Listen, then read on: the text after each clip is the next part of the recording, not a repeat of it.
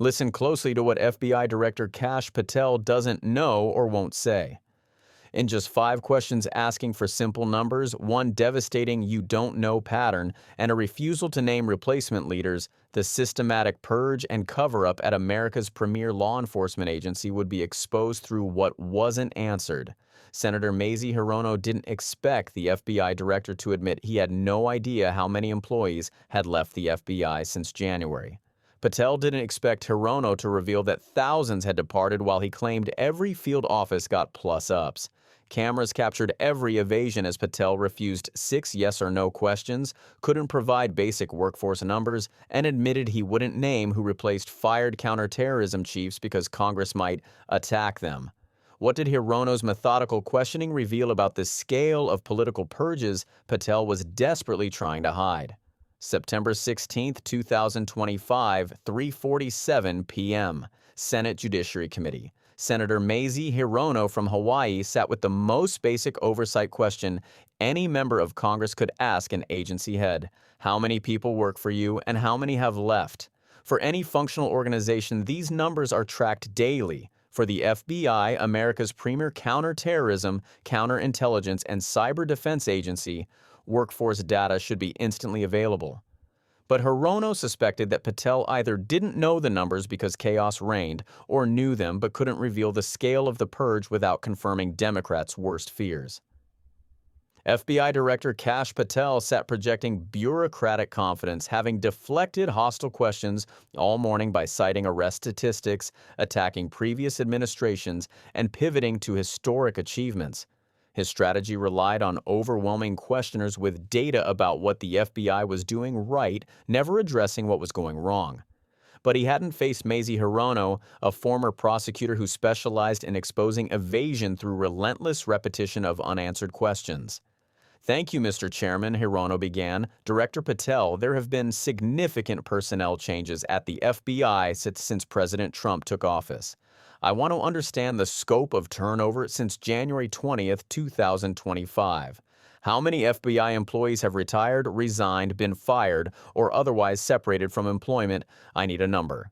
At 3:48 p.m., 1 minute into questioning, Patel gave the answer that would define the entire exchange. "We'll get you a number." No estimate, no range, just a promise to provide data later.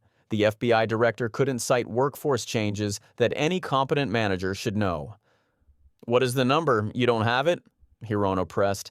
"Not off the top of my head," Patel admitted, "and I want to get you the right number." Then Hirono deployed the trap that would expose whether Patel's ignorance was real or feigned. "Would it surprise you to know that it's probably in the thousands, like 5,000? The number wasn't pulled from thin air. Committee staff had been tracking departures through whistleblower reports, early retirement announcements, and termination notices. If Patel genuinely knew his workforce data, he would immediately confirm, deny, or correct this estimate. His response revealed everything. "I don't think that number is accurate," Patel claimed, but notably did not provide an alternative number. Hirono pounced.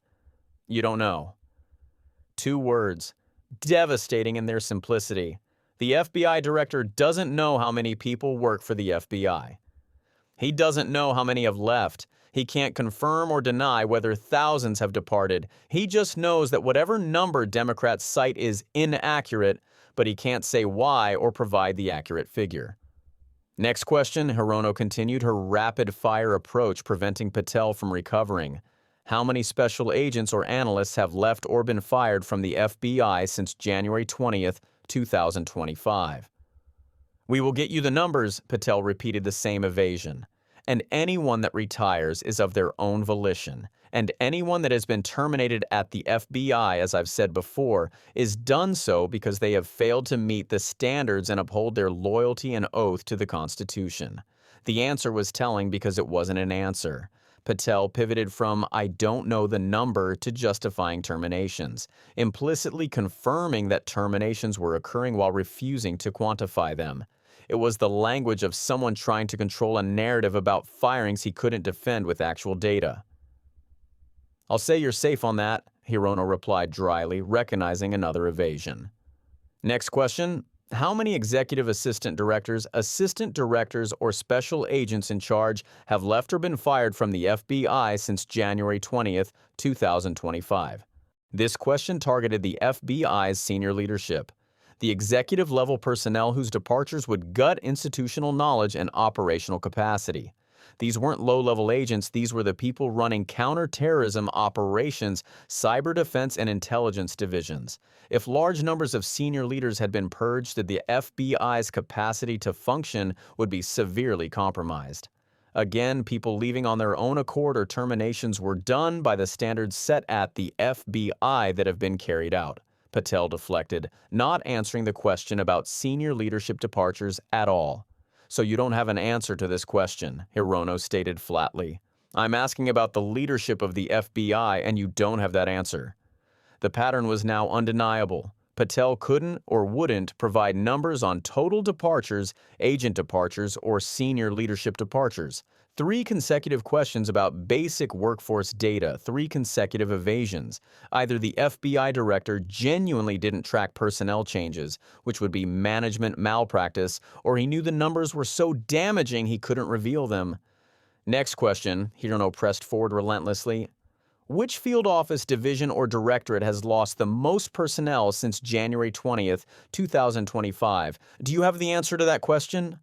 At 3:50 p.m., exactly 3 minutes into questioning, Patel delivered the answer that would expose the absurdity of his position.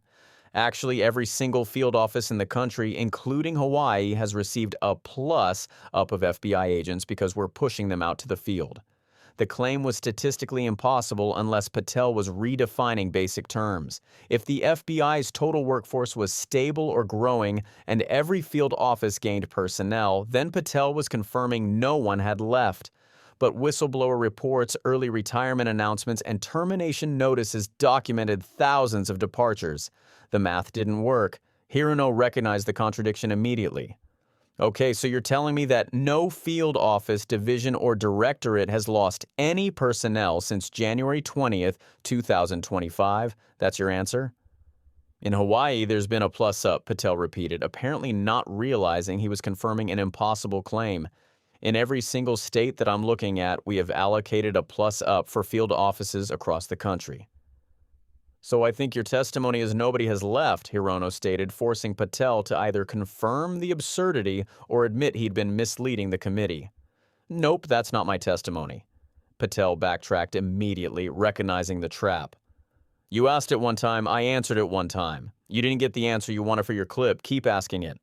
The defensive tone was revealing. Patel was now accusing Hirono of asking questions for media clips rather than legitimate oversight. The classic move of someone who can't defend their answers on the merits and needs to attack the questioner's motives instead. And I told you I'd get you the numbers, but you can keep asking it, Patel added, as if the promise to eventually provide data justified refusing to provide it during sworn congressional testimony. Then came the exchange that would expose the most troubling aspect of Patel's purge, the systematic removal and replacement of senior counterterrorism and cyber officials with unnamed loyalists shielded from congressional scrutiny. Director Patel, the FBI is the nation's lead federal law enforcement agency for investigating and preventing acts of domestic and international terrorism, Hirono explained, establishing the stakes. And yet, the executive assistant directors in charge of the FBI's national security and intelligence branches were both forced out at the beginning of the year. Who replaced them in those positions? The question was basic oversight. Senior FBI leadership positions are public roles funded by taxpayer money and subject to congressional scrutiny. If experienced counterterrorism directors were removed, Congress had every right, indeed a constitutional obligation, to know who replaced them and whether those replacements were qualified. Excellent qualified personnel to lead the mission of arresting 23,000 violent criminals this year alone, Patel replied, pivoting immediately to arrest statistics rather than naming names. That's twice as many as before. I'm not asking about arrests, Hirono cut him off. Who are the people who replaced them? What are their names? At 3:52 p.m., exactly 5 minutes into questioning, Patel delivered the line that would confirm he was deliberately shielding his appointments from oversight. I'm not going to give you any names so you can attack them. The claim was as absurd as it was revealing. Congressional oversight of senior government officials isn't a task, it's constitutional duty. Every cabinet secretary, every agency head, every senior appointee is subject to Senate confirmation and congressional review. Patel was claiming that naming public officials in public positions funded by public money would somehow expose them to unfair attacks. Why not? Hirono demanded. So you can attack them, Patel repeated, apparently believing that saying it twice made it more legitimate. I'm not doing that. The people sitting in those seats are extremely qualified to handle the job. Extremely qualified was meaningless without names, credentials, and records that Congress could actually verify. It was the language of someone demanding trust without accountability, the opposite of how democratic oversight functions. The pattern continued with Cyber Division leadership. Since President Trump's inauguration, the executive assistant director in charge of the criminal and cyber branch and the head of the FBI Cyber Division have both left the FBI, Hirono noted. What are the names of the people who replaced them in those positions? The cyber branch is one of the most impressive at the FBI, Patel pivoted to statistics again. 409 arrests this year, 169 convictions. That's a 42% increase from the same time last year. I want to know who has those positions, Hirono insisted, refusing to be distracted by arrest numbers. What are the names? Supremely qualified individuals have those positions, Patel replied, the same meaningless phrase. Who are they? What are the names? Hirono pressed. You're not getting names, Patel refused flatly, then added with apparent satisfaction, you don't know. The admission was stunning. The FBI director was openly refusing to tell Congress who was running the FBI's cyber division and counterterrorism operations. These weren't covert agents whose identities needed protection. These were senior executives whose names should be public precisely so Congress could evaluate their qualifications. Then came the pattern that would expose Patel's refusal to answer the simplest oversight questions. Throughout the exchange, Hirono repeatedly asked variations of yes or no, and Patel repeatedly gave speeches instead of answers. Have those expert investigators returned to their duties, yes or no? Hirono asked about cyber agents reassigned to immigration. All agents remained on their primary duties while surging to allocate resources for interagency operations to the Homeland Security task forces across this country, Patel replied, a bureaucratic word salad that didn't answer whether cyber experts were still doing cyber work. Are you? Hirono began. Am I what? Patel interrupted defensively. I'm not getting the yes or no answers, Hirono stated plainly. I get all these explanations. The frustration was justified. 6 times Hirono had asked for simple yes or no answers. 6 times Patel had given evasive speeches. The pattern revealed someone who knew that direct answers would be damaging. As Hirono's time expired, she delivered the devastating conclusion that would frame the entire exchange. I am gravely concerned by the state of the FBI under your control.